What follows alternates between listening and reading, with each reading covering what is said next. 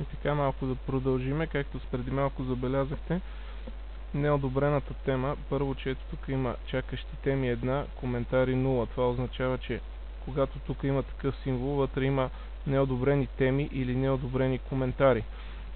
В случая виждаме, че е една неодобрена тема.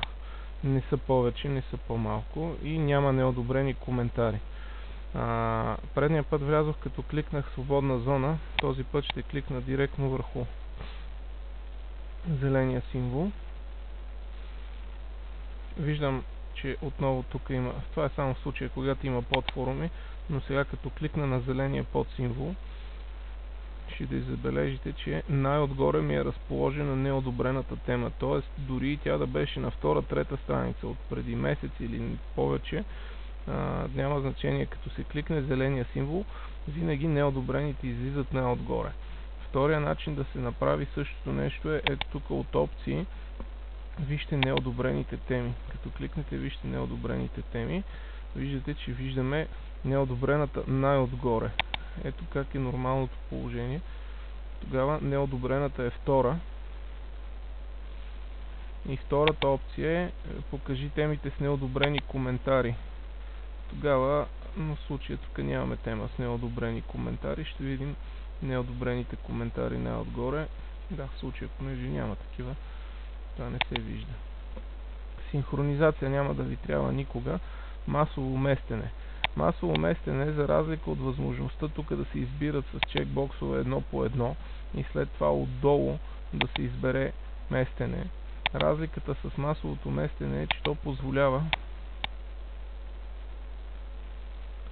да се зададат следните опции.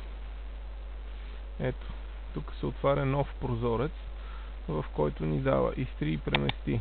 Значи има опция само да се изтрият темите без да се местят, а втория вариант е да се избере подфорум, в който да бъдат преместени.